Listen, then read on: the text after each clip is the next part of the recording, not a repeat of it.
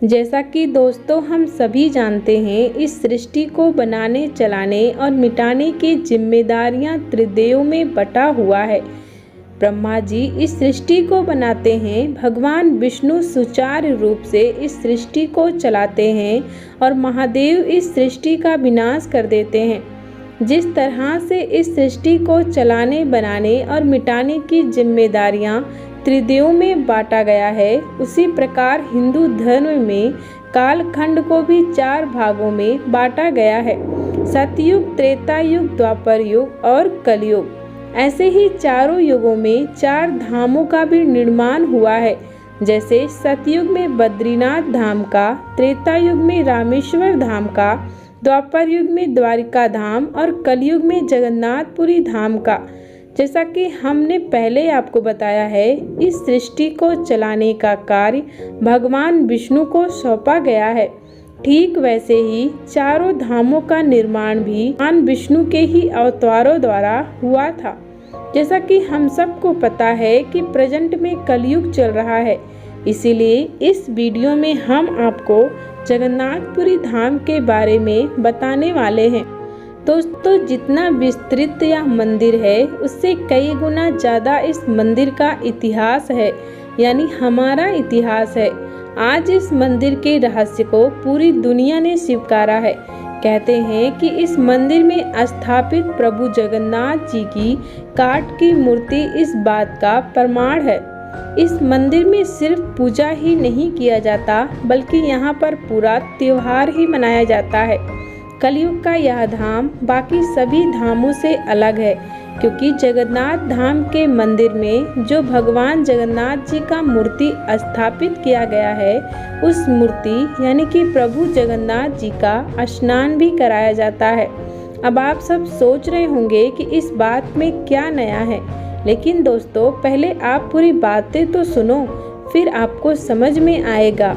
कहते हैं कि जैसे ही उनका स्नान होता है तो वह बीमार भी पड़ जाते हैं और उन्हें दवाइयाँ भी दिया जाता है।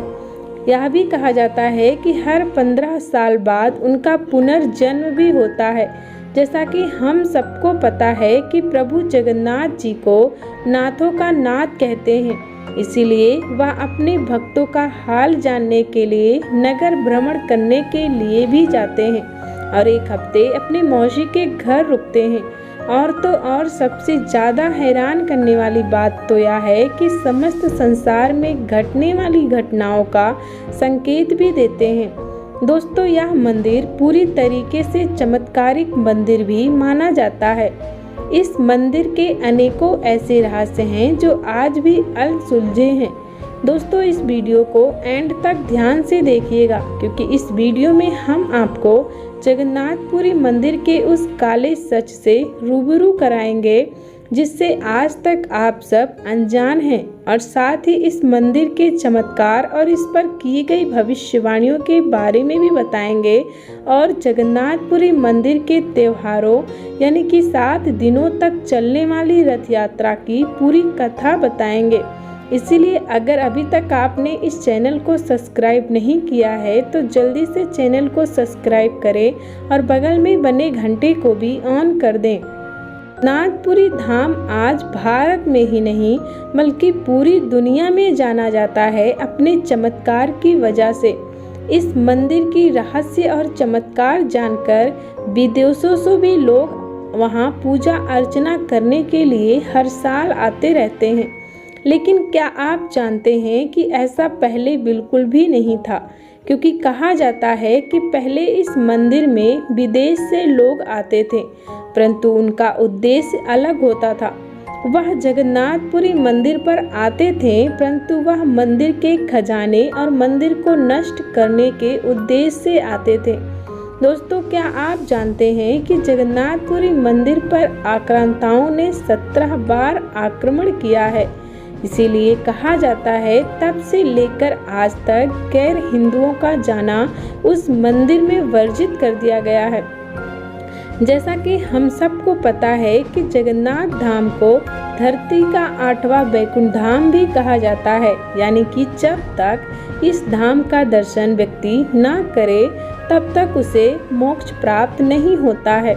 मान्यता है कि जगन्नाथपुरी धाम में दर्शन करने वाले व्यक्तियों को जन्म मरण की बंधन से मुक्ति मिल जाती है, अर्थात इसे मोक्ष प्राप्ति का मार्ग भी माना जाता है। लेकिन क्या आप जानते हैं, इस मंदिर में आते और जाते समय यदि एक ऐसी भूल हो जाए तो आदमी जन्म मरण के बंधन से कभी मुक्त नहीं हो पाता। यह बात तो हर किसी को पता है कि जगन्नाथपुरी मंदिर के कई द्वार हैं, जिनमें से एक द्वार सबसे प्रमुख है, जिसे सिंह द्वार के नाम से जाना जाता है। ऐसा माना जाता है कि इस द्वार पर 22 सीढ़ियाँ बनी हुई हैं। सभी सीढ़ियाँ अपने आप में कई रहस्यों को समेटे हुए हैं, जिसमें से तीसरी सीढ़ी बाकी सीढ़ियों से अलग है, क्योंकि ऐसा कहा जाता है कि जगन्नाथ मंदिर के मुख्य द्वार से प्रवेश करते ही नीचे से तीसरी सीढ़ी काले रंग के यमशिला के रूप में है, यानी कि स्वयं यमराज का स्वरूप। मान्यता है कि जब कलयुग का अंत शुरू हुआ था तो यमराज ने देखा कि जो भी व्यक्ति प्रभु जगन्नाथ जी के दर्शन कर लेता है उसे जन्मों मरण की बंधन से मुक्ति मिल जा रहा है। तो वह अपनी चिंता बताने प्रभु जगन्नाथ जी के पास पहुँचे और कहा, हे नारायण, आप कलयुग में सभी मनुष्यों को पाप मुक्ति का यह बहुत ही सरल उपाय बता दिया है।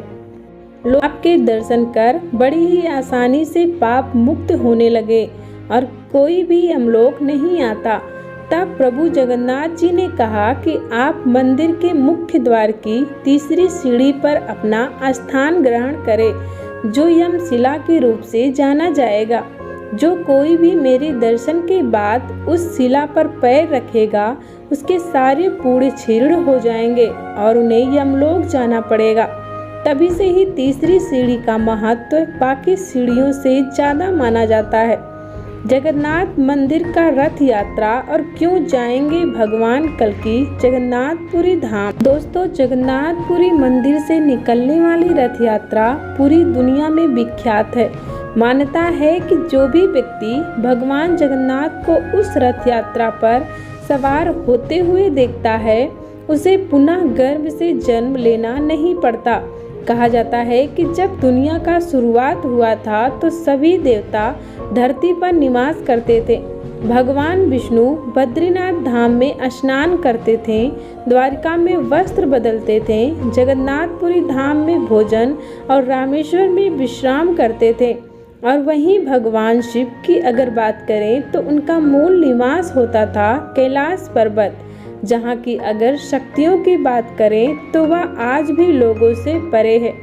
फिर हुआ युग परिवर्तन, सतयुग गया, द्वापर युग आया, द्वापर युग गया तो त्रेता युग आया, और जब त्रेता युग गया तो आया कलयुग, एक ऐसा युग जिसकी शुरुआत में ही पाप की मात्रा हद से ज़्यादा बढ़ने लगा था। इस युग में लोग इतना अधर्म करने लगे कि अपने विनाश को खुद ही पास बुलाने लगे। तभी से ही सभी देवता धरती को छोड़ दिए और वापस बैकुंठ चले गए।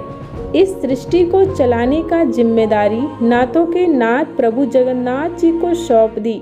दोस्तों, कलयुग में सिर्फ 2 ही ऐसी शक्तियां हैं जो आज भी इस धरती पर मौजूद हैं। पहला, जो बल बुद्धि विद्या सभी में निपुण सर्वशक्तिशाली श्री हनुमान जी हैं, जो आज भी इस कलयुग में जिंदा हैं। और दूसरा है नाथों के नाथ प्रभु जगन्नाथ। प्रभु जगन्नाथ इस सृष्टि पर अपनी दृष्टि बनाए रखते हैं। वह भले ही उड़ीसा में निवास करते हैं, पर फिर भी वह पूरे संसार की रक्षा करते हैं। दोस्तों, अगर आप सभी ने जगन्नाथपुरी में जाकर प्रभु जगन्नाथ का दर्शन किया होगा तो आपने देखा होगा कि उनकी मूर्ति अधूरी है, अर्थात वह मूर्ति खंडित है। जैसा कि हम सभी को पता है कि हमारे हिंदू धर्म में खंडित मूर्तियों की पूजा नहीं की जाती। आपने देखा होगा कि भगवान विष्णु के हाथों में चक्र और शंख होता है। उसी तरह अगर आप भगवान जगन्नाथ की मूर्ति को ध्यान से देखेंगे तो उनके हाथों में भी चक्र और शंख दिखाई देगा। दोस्तों, क्या आपको पता है कि भगवान जगन्नाथ भी इस धरती को छोड़कर बैकुंठ लोक चले जाएंगे? और उसी समय भगवान विष्णु धरती पर कल्कि अवतार के रूप में अवतरित होंगे, जो कि जगन्नाथपुरी मंदिर पर भी जाएंगे।